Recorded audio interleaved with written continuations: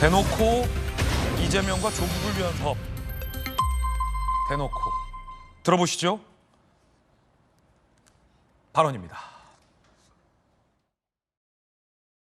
특히 적지검찰이 이 표적수사를 정가의 보도처럼 활용해가지고 적지성명이 끝날 때까지 사회적 매장이 될 때까지 파지 않습니까? 이런 수사는 우리 법치국가에서 있어서는 안 되는 야만적인 수사죠. 만약에 이 법이 저는 성안이 통과가 되면 형사사법 교과서가 바뀌지 않습니까? 이 부분이. 거기에 대표적인 피해자 케이스로 이재명 대표하고 조국 대표가 케이스로 들어갈 것 같아요. 상위 표적으로 이재명 대표를 정해놓고 하위 표적으로 이하영 부지사를 정해놓고 협조해라. 이재명 대표한테 가는 길을 네가 협조해라. 협조 안 하면 너 죽이겠다. 그러니까 이게 이하영 부지사 사건도 표적 수사죠.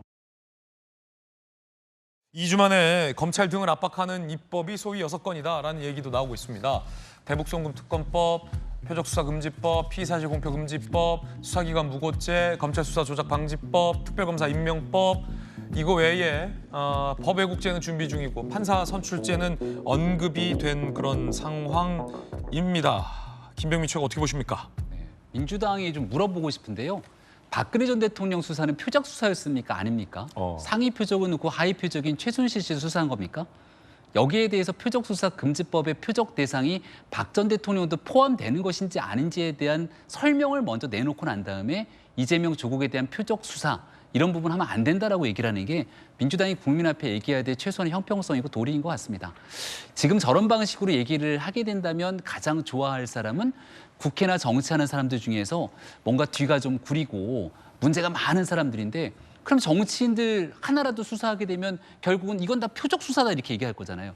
대한민국 300명 국회의원 중에 불법을 정말 아무렇지 않게 저지르고도 전혀 처벌받지 않는 세상을 만드는 것. 이게 표적수사금지법의 핵심적인 모체라고 생각합니다. 예.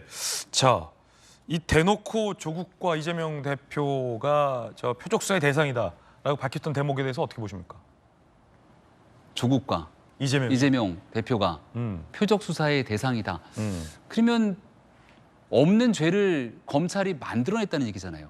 없는 죄를 검찰이 만들어냈기 때문에 재판부는 이렇게 없는 죄를 만들어낸 검찰의 경고라도 하듯이 무죄를 선고하는 게 맞겠죠. 근데 조국 대표는 이미 2심까지 유죄가 다 선고되지 않았습니까? 대법원의 판결만 기다리고 있고 이재명 대표는 이제 줄줄이 사법재판을 기다려야 되는데 여기에 핵심적으로 얽혀지는 이화영 부지사에 대해서 아무런 문제가 없는 2차 표적에 대한 수사였으면 이거를 9년 6개월의 중형을 어떻게 선고합니까? 결국은 대한민국 검찰에 문제가 있다면 사법부가 판단해서 정리해 줄 거고 1심 재판부에 문제가 있다면 2심 재판부가 문제를 판단해 줄 거고 3심제 대법원까지 판단들이 있는 게 대한민국 형사사법체제에 우리가 쌓아왔던 시스템이잖아요. 근데 그 시스템을 삼권 분립이라고 하는 요체까지 완전히 형해화시키듯이 이제 입법부가 다 장악해서 사법부 문제 있는데 이거 검찰은 더 잘못 있는데 입법부가 모든 권력을 다 장악하고 이거 깡그리 무너뜨릴 수 있다라고 하는 일들을 지금 보여주고 있는 건데 대한민국 국민들이 이거 동의하겠습니까? 예, 김정은 의원님. 거기에 또 조국 대표까지 좀 추가를 해서 더 의아한데 보는 사람 입장에선 네. 이건태 의원이 표적수사금지법을 발의했고 김어준 씨 풀어나가서 이 표적수사금지법이 통과되면 첫 케이스가 이재명 대표와 조국 대표다라고 얘기한 거잖아요. 그럼 조 대표는 2심까지 유죄가 나왔고 대법원 판결도 얼마 안 남은 상황인데 저게 표적수사라니 그러면 조 대표에 대해서 만약에 구속이라도 판단이 내려온다면 그건 표적수사였기 때문에 판사가 기각해야 된다는 뜻인가요? 100번 양보해서 이재명 대표는 이제 진행 중이고 또 대북송금 관련해서는 이제 기소가 돼서 아직 뭐 날짜도 안 잡혔고 이런 상황이니까 좀 진행 상황을 지켜봐야 될 필요는 있다고 생각합니다. 특히 대북송금 관련해서는 애초에 쌍방울의 변호사비 대납 사건으로 출발을 해가지고 들들들들 볶아대고 털었는데 그거는 어디로 간지 온데간데 사라져버리고 둔갑해서 대북송금 건으로 이게 옮겨갔어요. 여기에 대해서 검찰이 단 한마디 설명이 있나요? 이제 그런 부분에 저희는 당연히 문제 제기할 필요가 있다고 생각합니다. 그런데 조국 대표의 경우에는 케이스가 전 다르다고 생각해요. 그런데 네, 다르다고 생각합니다. 왜냐하면은 2심까지도 이미 다 유죄 확정이 났고 물론 그 과정에서 과도하게 온 가족이 뭐 그 조국 대표 표현을 배우면 도륙을 당했다라는 과도한 어떤 수사 과정과 압수수색은 물론 있었어요. 거기에 대해서도 이렇게까지 할 수가 있느냐, 지은 죄에 비해서 너무 과도하다라는 또 국민적 정서가 있었기 때문에 이번에 12석을 얻은 거 아니겠어요?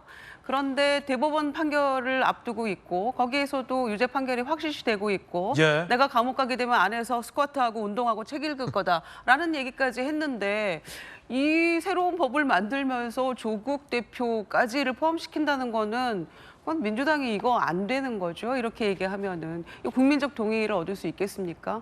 이재명 대표의 경우에는 여러 가지 할 얘기가 있을 거라고 생각해요. 아직 1심 판결이 나오기도 전이고 그 4건에 대해서. 그런데 또 과도한 측면도 있고 새로운 증거들이 나오고 있고 그렇지만 이미 항소심까지 유죄 판결 나온 건에 대해서까지 이렇게 해버리면은 우리 이 사법 체계를 완전히 뒤흔드는 이야기가 될 수 있다고 생각해요. 상권 분립에도 어긋나는 거고. 그래서 민주당 과유불급이란 말을 제가 요즘 자주 하게 되는데 이렇게까지 나가서는 안 된다. 당에게 이로울 것이 없다. 이렇게 생각합니다. 예. 조국 대표 같은 경우는 만약에 감옥 가게 된다면 3가지를 하겠다라고 밝힌 적이 있습니다. 푸시업, 스쿼트, 플랭크.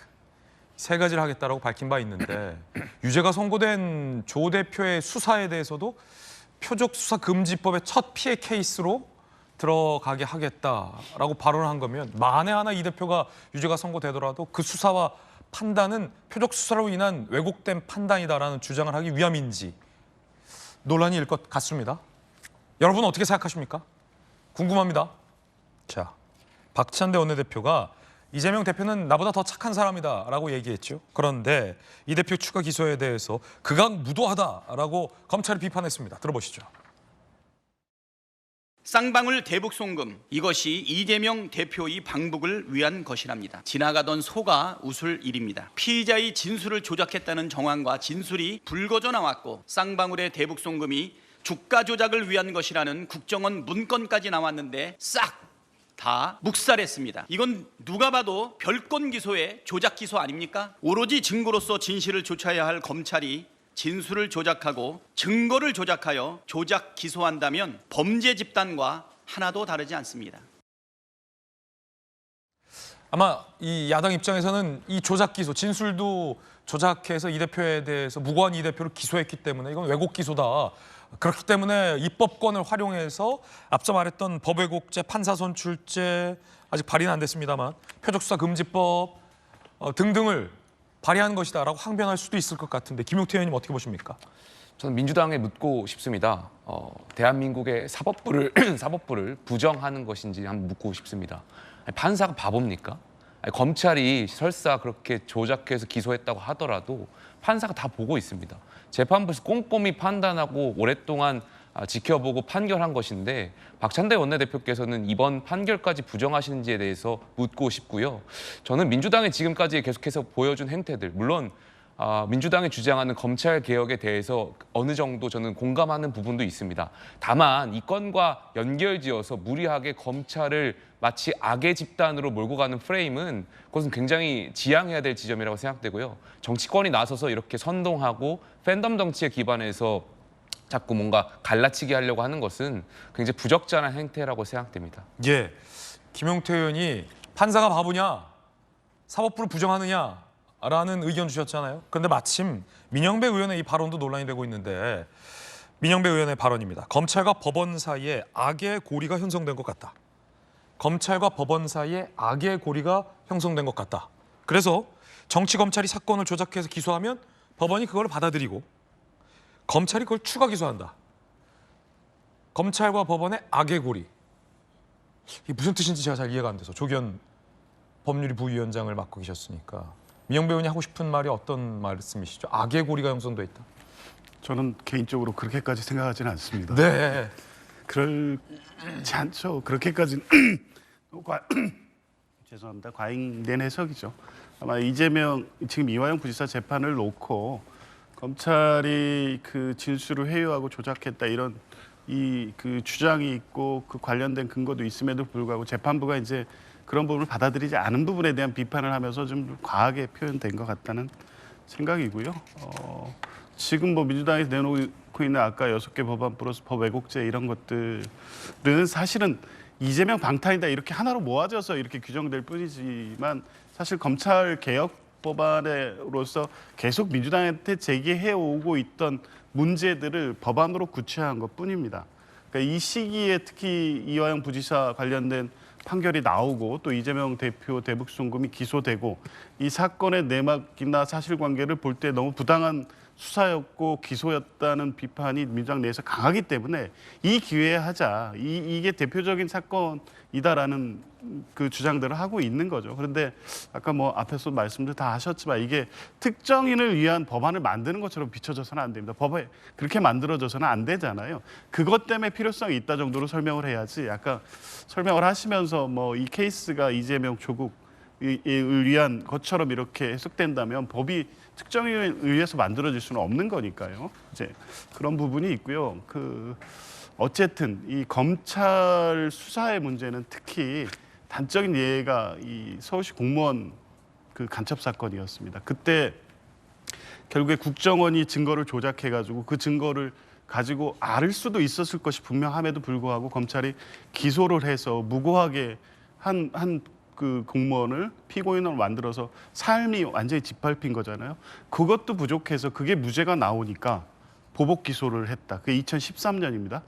그러니까 법원이 바보는 아닙니다. 2013년에 그 기소된 내용을 대법원까지 와서 판결을 해서 공소권 남용이라는 게 2021년이 결정이 됐습니다.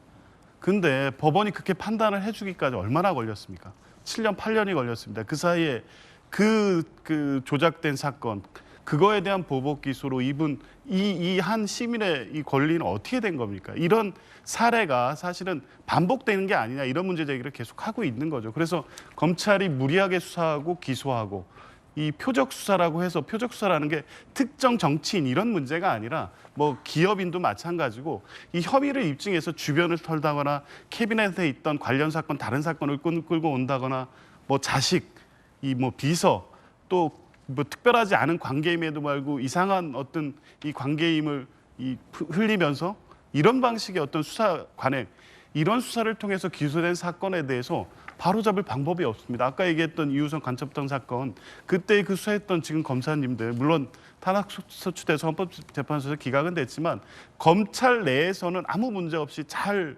성장해 왔고 지금 그 직을 유지하고 계십니다. 이 부분에 대해서 법적 제한을 필요한 정도 내에서 할 수 있다는 것이고 이것이 이 검찰 개혁을 위해서 필요한 법안이다라는 문제 제기를 하고 있는 것이고요. 저는 뭐 이게 검찰 개혁 TF에서 여러 가지 법안들이 나오고 있고 아마 일정 정도 조정되는 선에서 하겠지만 그 필요성과 당위성 부분에 있어서는 저도 충분히 공감하고 있습니다. 예, 법안이 특정인을 위해서 발의돼서는 안 된다라는 뼈 있는 말씀 해주셨고 민영배 의원의 검찰과 법원이 악의 고리로 연결돼 있다라는 발언에는 동의할 수 없다라는 비판적인 발언도 해주셨습니다. 흥미롭게 들었습니다.